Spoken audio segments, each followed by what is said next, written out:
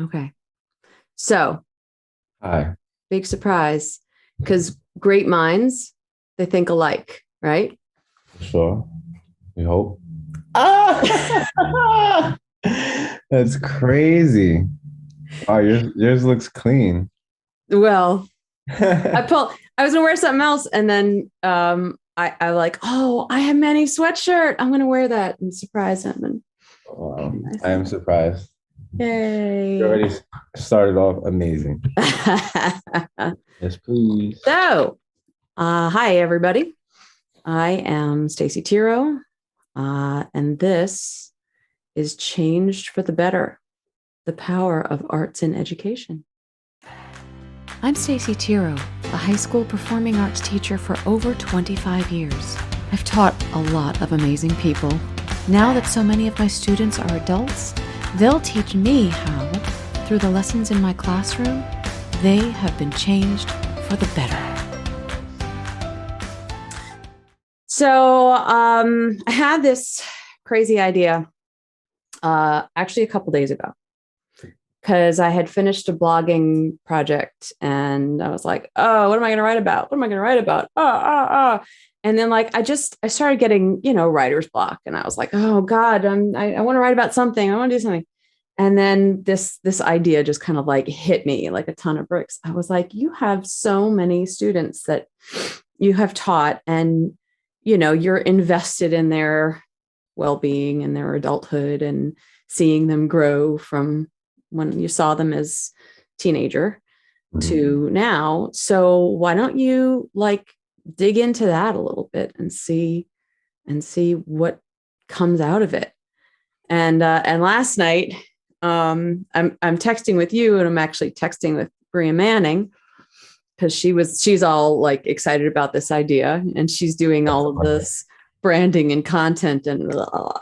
And so I was kind of figuring out titles. And then my husband, of all people, he's like, what about Changed for the Better? I was like, so I'm giving him direct props right away. Great. The title of this. A great one for sure. Yeah. So I reached out to a bunch of you, in my favorite class of 2015. And Which Bria is not a part of. No, I know. I know. But it still applies for her. For sure. And I came up with 10 questions that I wanted to ask everybody, to see a then to now kind of perspective. Love that. I feel very different from then to now. So this is gonna be I'm certain you do. And you look very different too. Yes, thank you. Thank you for saying that. Yeah, a lot has changed. So yeah. All right. So let's get started. So let's start with an easy. Tell me your name, the year you graduated, and a general idea of what you do now. Awesome. My name is Manuel Piedra Jr., and I graduated in 2015. And I am a full-time artist. I live in the city. I'm painting and drawing and doing camera work and getting ready to start making films and expressing however I can. That's amazing. Yeah. I love that. I love everything about that.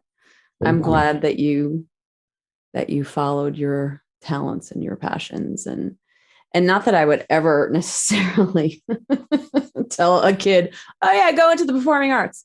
But I always felt that if there was anybody who I could see living that artist life, it was you. It was always going to be you. So I'm glad you grew your hair out.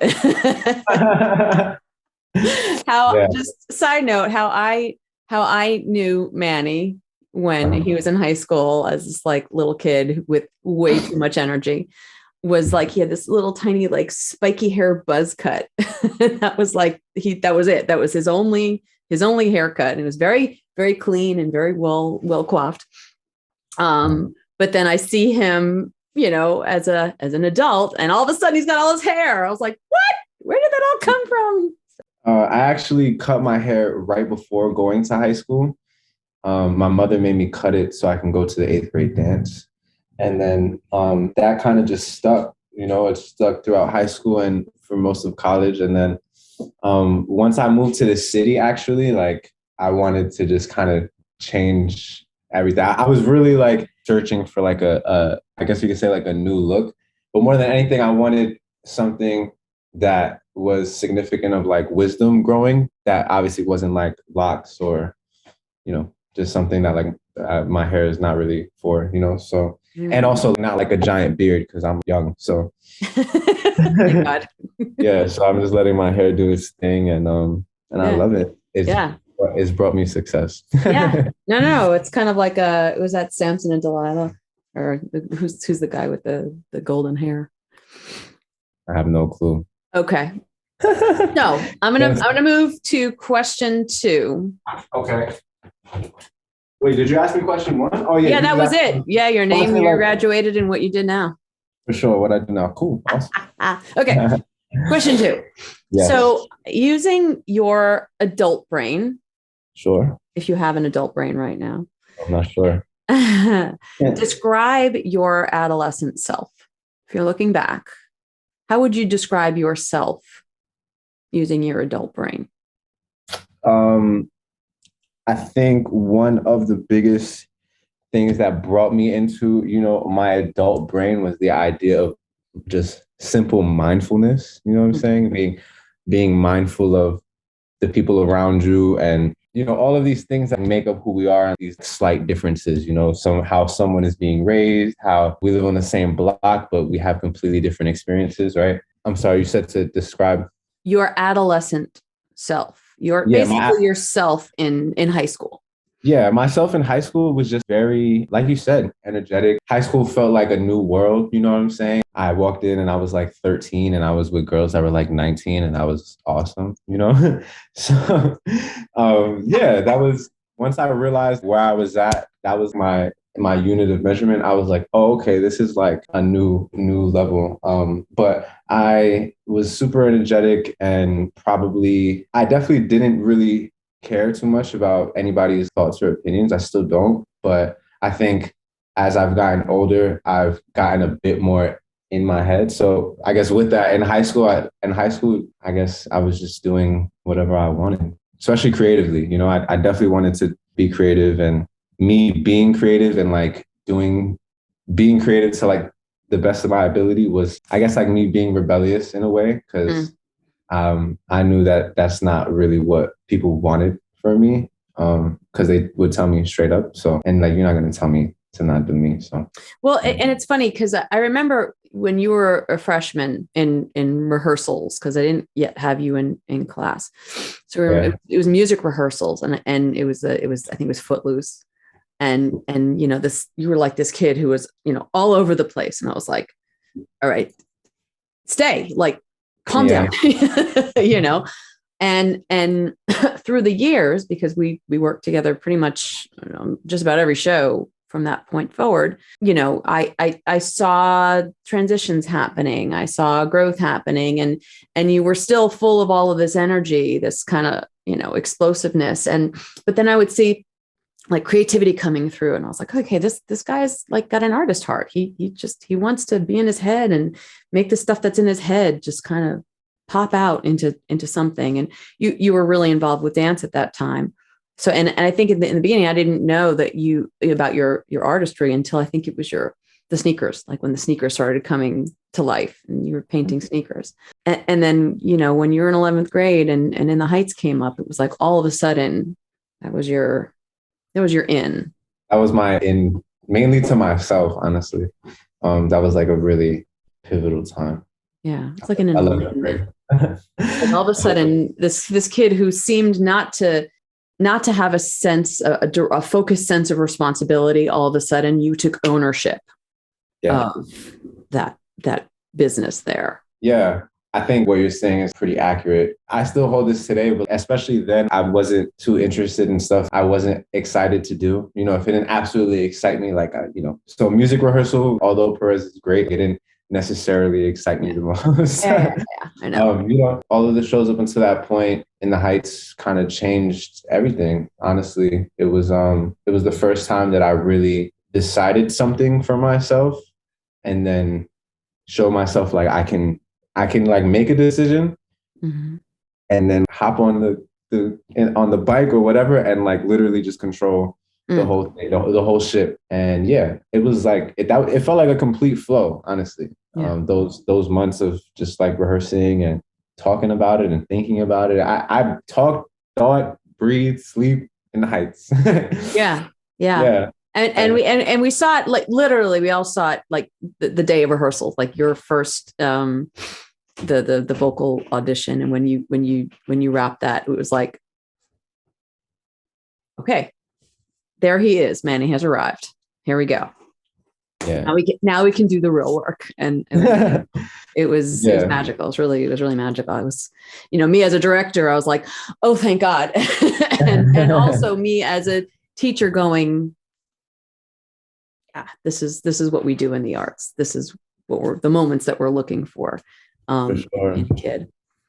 So I'm going to go to question 3. Okay. Okay. So this is what? Awesome. I love this so much. Yeah, I want this to be like conversations about like the flow of your life, like where you were so far. Yeah. All right. So what's something that happened in the studio? And I don't know, maybe we sort of touched on this already, but that helped you to manage or to regulate your adolescent self? And I almost feel like we like kind of just answered this question. Perhaps something that happened in the studio. Yeah. That helped you to manage or to regulate your adolescent self. Well, if I'm being honest, anytime, we kind of pushed you to a point was like we got to relax, regardless of how, regardless of if we came in like listening to everything you said, like, not, we always really cared and like respected you in that way. So if you were to really check us, then we knew, yeah, we're doing a lot and it's time to reel it in. And it's a different kind of reel it in, right? It's not, my mom telling me to stop or my sister telling me to stop or something like that. But yeah, there's like an aura with you that's just like this level of passion that you have to respect and you have to know how to maneuver within that, because it's a privilege to be around that, So anytime we would push you there, that would be like, okay, Manny, you could relax. And then plus, you would say things like, oh, you want to dance? Like, you think if you're going to be in an audition or at a rehearsal or at a company, like anyone's going to tolerate what I'm tolerating? You know what I mean? And you're completely right. So yeah. You remember the West Side Story, that Saturday rehearsal when Elijah punched me in the face? Yes. Absolutely. See, like a moment like that where we're just laying around. It's a Saturday rehearsal. It's not even a school day. And, we're rehearsing a fight scene and Elijah punches me in the face, and it's funny to everybody except me. It's funny to everybody except you, and you just go and you just went off. Well, rightfully so. You know what I'm saying? So yeah, that was fun. Every once in a while, it's fun to lose it in front of your kids, and then they go, oh. Right, they're like, oh snap, she could do that. Okay. Okay, so, good. Actually, that was really good. That was great. All right, number 4. So if you're looking back, what are some of the lessons that you learned in the studio that you think about or use today that kind of like come back to you? Might be a big question. The time in the studio has really just shaped me, who I am and how I like view things creatively.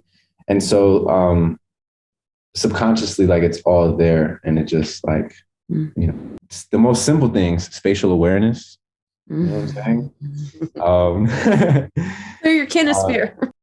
I don't know. I feel like you always encourage us to really trust in our abilities and our perceptions. That is so slept on as a concept, right? Because perception is reality, right? And we have the ability to manage our perception and how we're perceived. But a lot of what we perceive is how we interpret the world. Mm-hmm. And I think, one of the biggest things that still with me today is, just you always encouraging to trust that and trust the creative impulse, or trust, whatever it is you're going to do, like try it, go for it and trust it, because at its very least, like you just learn from it and then you do again, because we have so much to do, We have I think that too, as a concept, like I think in the studio, the work never truly felt done, because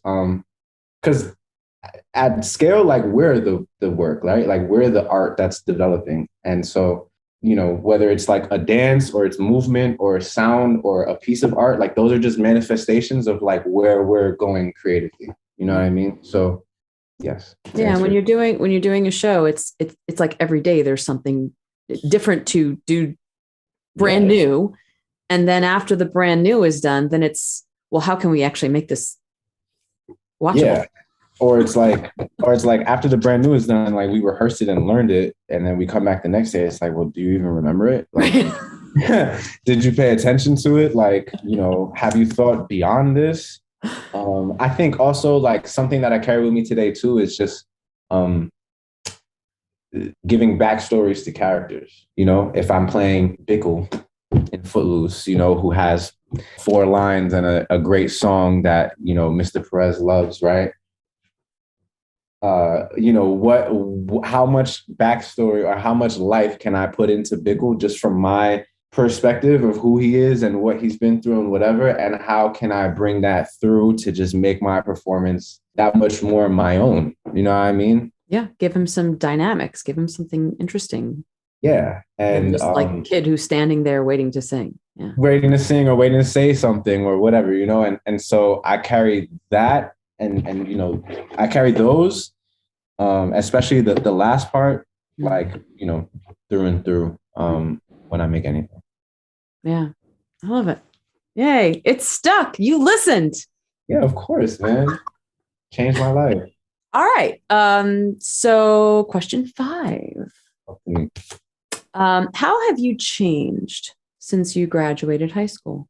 Oh man, I stopped looking at everybody as sad and emotional and not able to really contain themselves, and I am a lot more just empathetic to who people are and who people want to be, while simultaneously remembering who I am and who I strive to be, and just being conscious. And I think overall that's just improved my vibe as a person. It's interesting. I'll be outside. I'll be waiting for the train.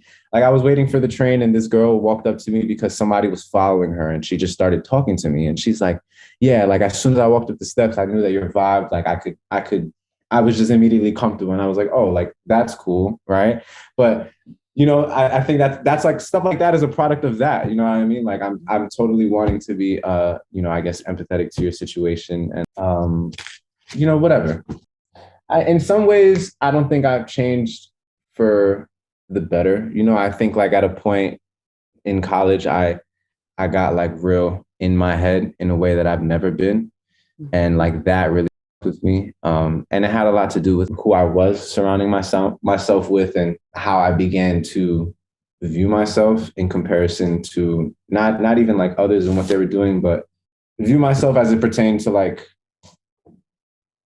my thoughts and such. I was letting like these bad thoughts, creep in and kind of just take over and do their thing, where in high school, like that could never happen. You know what I'm saying? Well, the funny thing about college is that it's really just an extension of you're still an adolescent. It's just that you're also able to access sort of deeper thoughts, but sometimes because the adolescent brain is not fully formed and fully functional, it's also trying to process that through an underdeveloped brain. That really, I've read that your brain doesn't actually, like settle into its adult state until like your mid-20s, which is kind of where you are now. For sure. That's information I would have loved to know. Because, you must take care of your brain. Yeah, you must. It's true. And I try and tell kids now, I was like, no, you'll get there. You're going to be okay. You don't feel okay now, but you're going to be okay. It's just your brain hasn't gotten there, caught up to that yet. Yeah, for sure. Yeah. How else have I changed? My skill set has like expanded, which is always a thing, right? That I'm going for. Well, I've also just like smartened up entirely, like as it pertains to like business and what I'm actually doing with my career, and like what is the vision. And the vision is always being improved on and such. But when I was in high school, I say this all the time and it's so cool, but when I was in high school, like me making it was like getting a pair of sneakers that I painted like featured on a blog, like on a sneaker blog, and like I would have been out of here. Like I would have not came to school the next day. Everything would have been great, but that never happened. And at no point did I think like, man, like maybe it's because I'm whack. But when I look back at it, it's like I didn't do anything to make that happen because I knew nothing. And I didn't know too much about making that happen. I just thought like as long as I was nice. Some hard truth that I love to break to people these days is that it's about so much more than just your art and how well you believe that you make art and all of that. If you can't carry a conversation. It's the business of art. It's the marketing of art. For sure. It's the business of art. It's the marketing of art. It's all of that. If you want to like just be an artist, like in the most literal sense, you still have to smarten up a little bit to be able to outsource someone who can handle things 80% as good, Right. So right. Love it. That's about it. Love it. Okay. That's a lot. All right. 6. What would your adult self tell your high school self now to help ease the way? Oh, man. I would tell my high school self to remain single. I'm just being honest. Yeah. I would tell my high school self to remain single and just continue to learn about myself and see what I naturally attract and how those things just come, right? I would be a lot more interested. I mean, I've always been interested in things coming to me, but whatever. I say all the time, I'm so happy that I didn't take high school. It sounds terrible. Take high school any more seriously than I did, because if I would, if I did, I probably would have like hated myself, honestly. And a lot of people do. For sure. A lot of people take it like, very, and as they should, everybody has their goals. And that's what I'm saying. That's another thing I've learned, there's no advice I can give you. I don't care to judge you because I have no idea what your goals are. Your goal can be, I want to sit at this desk for the next 20 years and like beat every version of Call of Duty and like salute. You know what I mean? Like, what am I going to say? I feel like I'm not answering your question though. What is the question? But well, I think maybe you mentioned knowing your goals, like knowing what you want. Yeah. But can you just repeat the question real quick? Yeah. So what would your adult self tell your high school self now to help ease the way? So you said, stay single. I would for sure just stay single. I would tap into myself in new ways every single day to ease the way. I would definitely sit myself down and do the 10, 15, 20 hours of literally writing out the plan word for word, like literally digging through my brain and asking myself these real questions. Okay, at 25, what should life look like for you at 25? Is that the big idea? Excellent. Then how do we break that into 4 small parts, right? Or not small parts, but if I'm writing this at 17 to 25, 8 years, how do we break that into 8 years and then break that into 4 quarters and then each year into, what I'm saying? Like make the bigger things that much smaller to really like get there, create a path for myself rather than just allowing, whatever success came from certain things that I did to pull me. Thankfully, that's not really the case now. What else? Surrounding myself with the entire right group of people, which I believe I always did, like my friends from high school are pretty golden. So, yeah.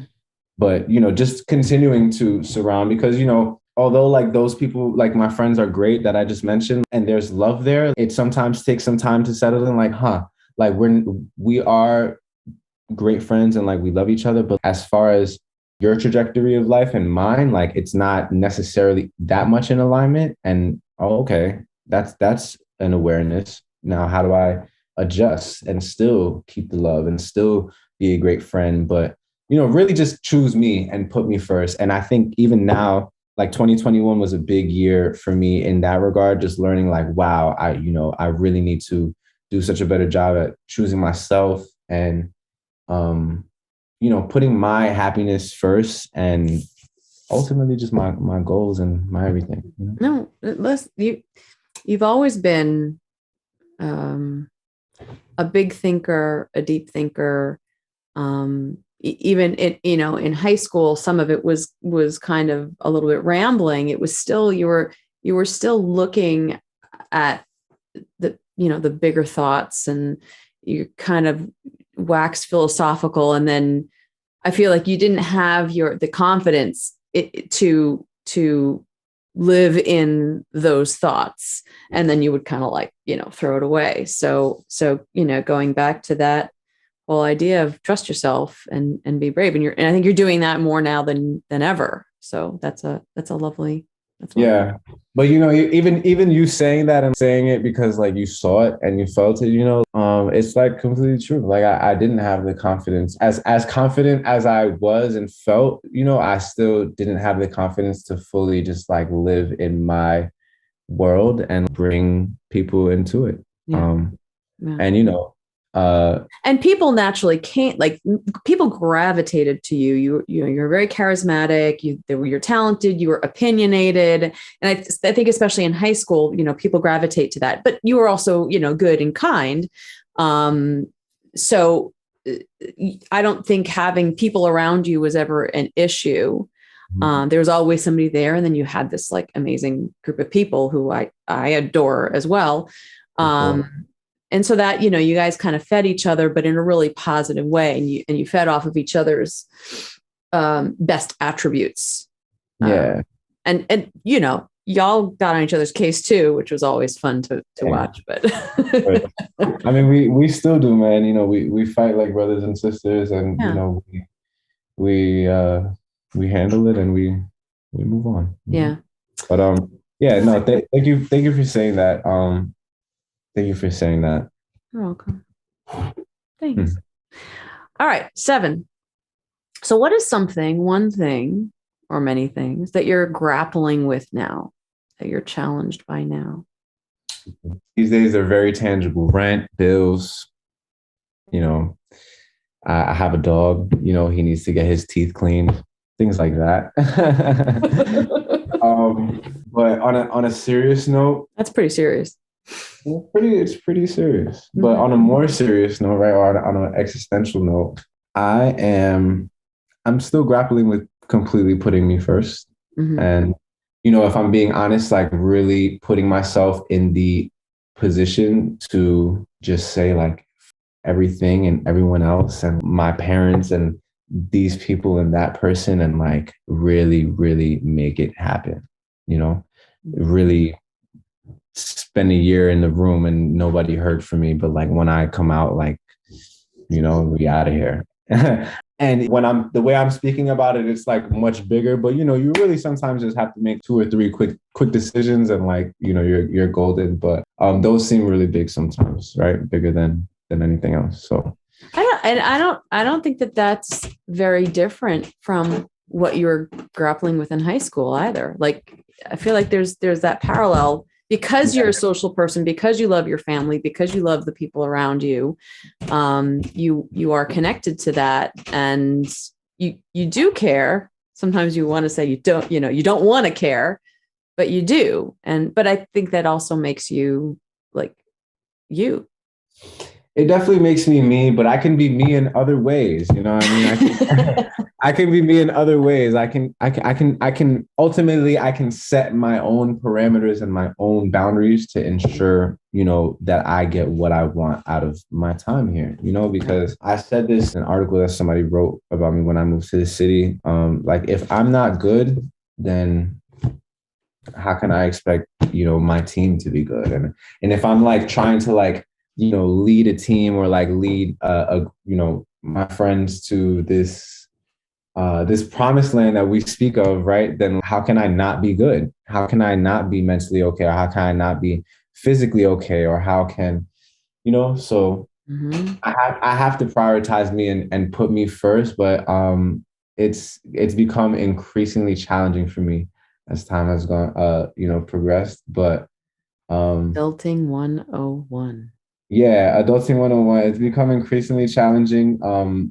And, I'm also feeling like I'm against the clock as much as I hate to say it. I'm about to turn 25 in October. And, I didn't expect at 24 and some change to be talking to you in my, bedroom from childhood, even though I don't live here, which is a plus. But I thought my mom would be what I thought. Aside from what I thought, those things are still happening and in motion. But I'm sure you can imagine that at 17, when I said, oh, when I'm 25, yeah, I don't even have to think about it, just because forget it. You know what I'm saying? But we keep moving, I'll never stop. And that's something that I established for myself like very early on, that nothing will stop me. Yeah. Yeah, I knew that then too. Yeah. Which is why I knew that you would be okay in this art world. Yeah. And everybody kind of looked at me, like spoke to me like that, even Bond, Miss Bond, the English teacher for the people who are listening, she would say to me like, yeah, like, you weren't as good of a student as obviously your friends, but I never like would worry about you because I know that you would just make something happen. And I'm like, word. That's true. That's true. All right, where am I? 8. Oh, question 8. We're getting there. Almost there. Almost there. So I want you to tell me one thing that you miss about high school, your high school self, not about high school itself, but who you were in high school. And then one thing that's gotten better. So one thing that you miss about your high school self, your teenage Manny self, and one thing that's gotten better since then. 2 great answers for you. One thing that has gotten better is my discernment. How I should spend my time, who I should give my time to. Why are you here? You know what I'm saying? Why do you want to come and spend time with me all of a sudden?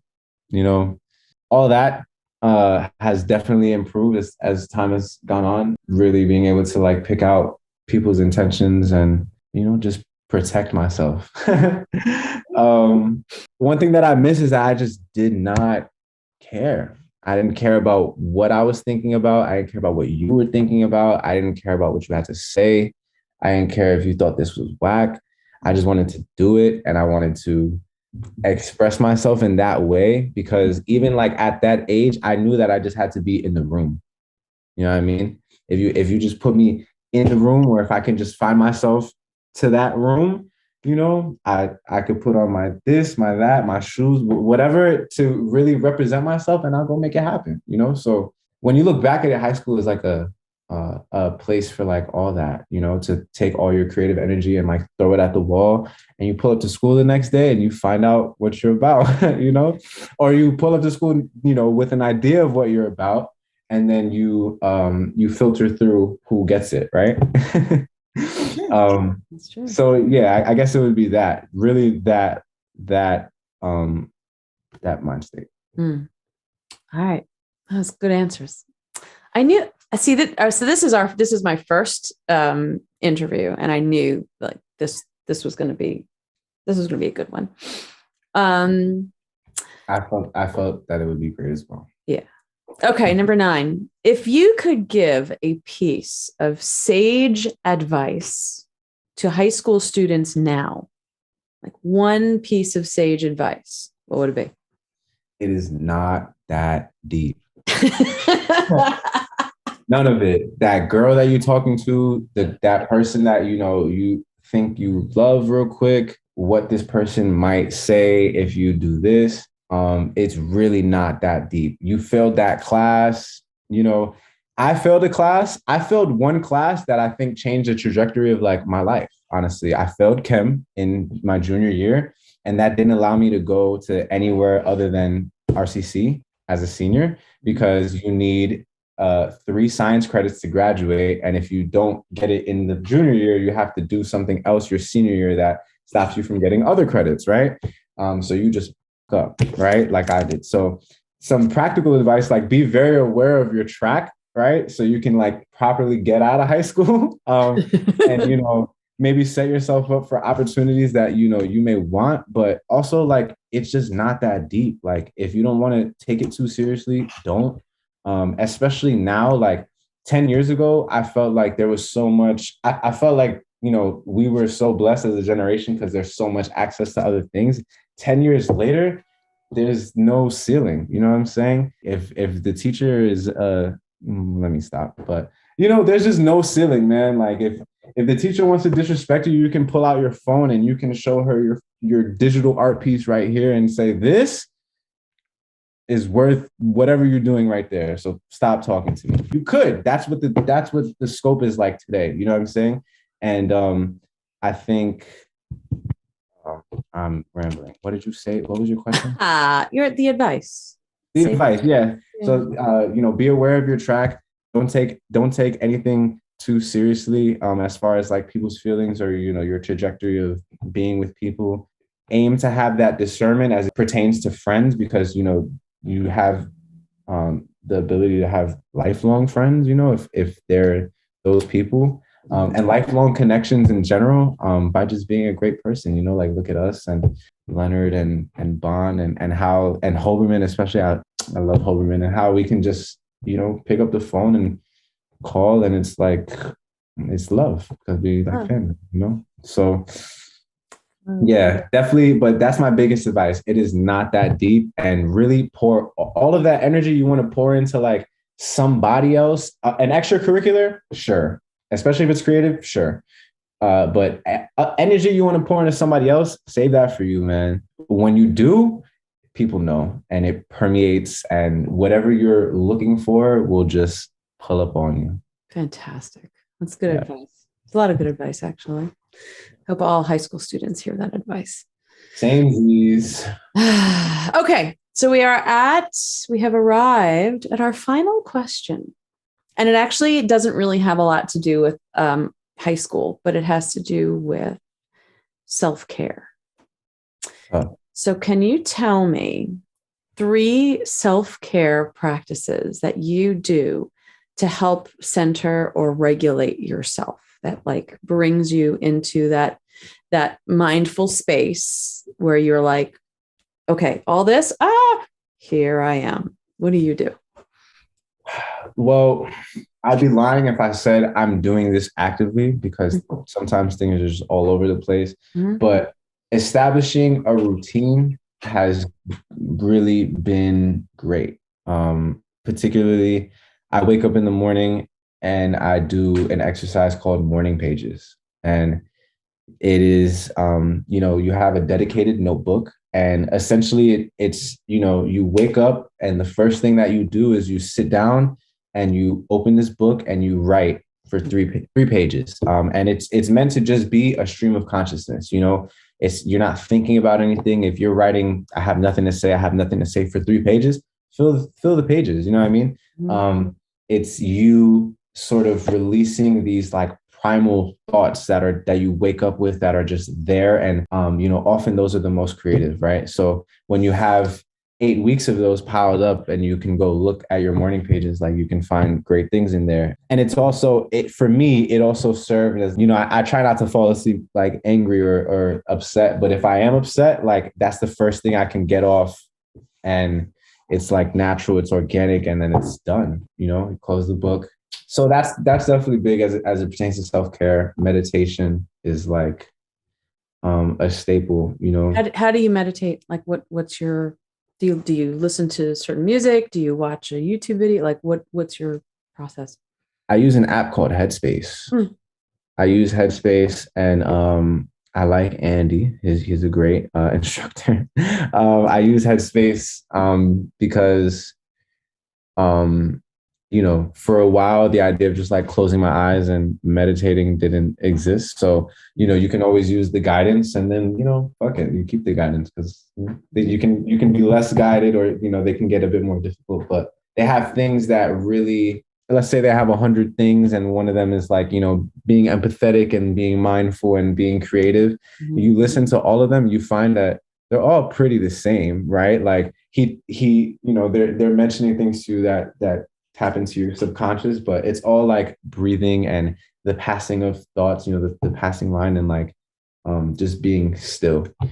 So taking the time to be still particularly is great self-practice or self-care, self-love. I definitely don't have a skin routine. I need one. That'll come in time. yeah, as much as I'm an advocate for being super digital and posting your stuff and putting yourself out there, also cleansing yourself when it's super necessary. And again, depending on your goals, right? Because if you want to be on Instagram all day, you will, but you really only need to be on Instagram probably for like a cumulative 2 hours to really make something happen for your career. And so when you look at your screen time and like you've been on your phone for 9, there's some questions there. So Right. yeah, those are my things. Well, we have reached the end of my list of questions. I am so grateful that you took the time and kind of bared the soul and caught me up. That's the nice thing about this project is, not only is it, something that I think can build over time, but then I get to actually like spend quality time, like reconnecting. We used to have the group of you, come over to my house and have tacos and, sit and play silly word games and just, kind of exist, in the same space and get philosophical. And it was lovely. And, then you went away, you grew up, and I miss it. I do miss it. I miss it too. I mean, I miss all of it. I miss all of it if I'm being completely honest. Yeah, I mean, I don't tell you all the time, but I think I've told you enough times, like, you helped all of us in ways that we'll talk about forever, So and me in particular, you really helped me. And I said this to you one time too. We were sitting, we were watching the Basquiat documentary in your house, and I turned to you and I said, you really helped me realize that I was special. And you looked at me and you said, "Oh, that was cute." Like I was, bullshit. But it's true, very true. But you always have been, always have been. Well, this I think brings to a close my first podcast about how we are better. You're changed for the better. And absolutely. I definitely think you have been changed for the better. Absolutely. So do I. And I know that you will continue to impact your kids the way you always have, and just create more great people. Go put more great people into the world, Tiro. That's what we need. I'm working on it, one day at a time.